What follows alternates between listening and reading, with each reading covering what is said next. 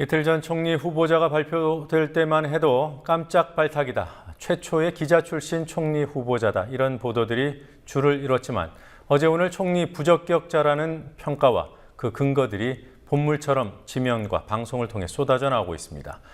박근혜 정부에서는 이미 2명의 총리 후보자가 낙마했습니다.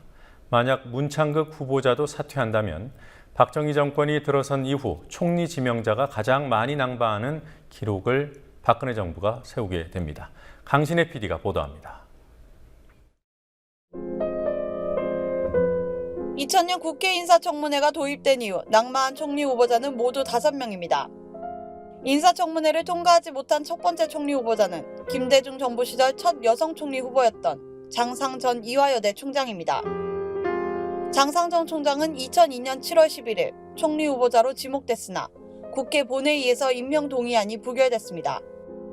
웬만한 공직 후보자들의 공식 자격 요건처럼 돼버린 위장전입과 부동산 투기 등이 이때만 해도 결정적 하자였습니다.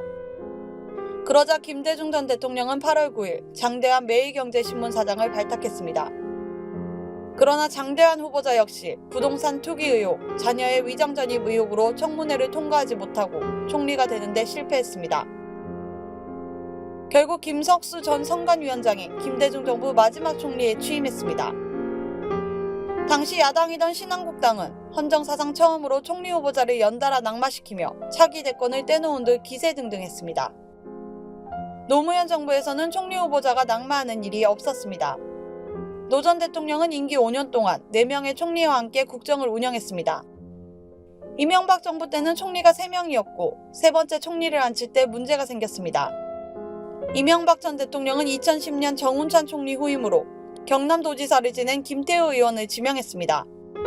40대 총리론에 앞세워 등장했던 김태우 후보자는 청문회 과정에서 각종 의혹이 줄줄이 터져나온 끝에 후보 지명 발표 21일 만에 사퇴했습니다.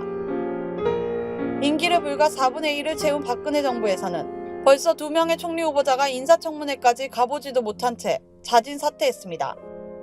박근혜 대통령이 첫 번째 총리로 낙점한 김용준 전 헌법재판소장은 두 아들의 병역 면제 의혹과 재산 문제 의혹 등이 불거져 총리 지명 닷새 만에 물러났습니다.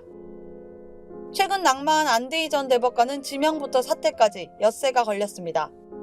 그는 최단기 사퇴 기록을 면했을 뿐 정관예우 종결자로 불리는 불명예를 얻었습니다. 박근혜 대통령이 안대희 대안으로 뽑아든 문창극 카드도 불안불안합니다. 6.25를 하느님이 주신 것이라 하고 일제 때 우리 국민이 계몽됐다고 말한 동영상이 공개된 뒤 사퇴 압박이 더 거세진 상황입니다. 만약 문창극 후보자까지 낙마를 하면 박근혜 정부는 총리 후보자 연속 낙마 분야에서 동률 기록을 세울 뿐 아니라 총리 후보자 최다 낙마 분야에서는 3명으로 불명예스러운 신기록을 세우게 됩니다. 국민TV 뉴스 강신혜입니다.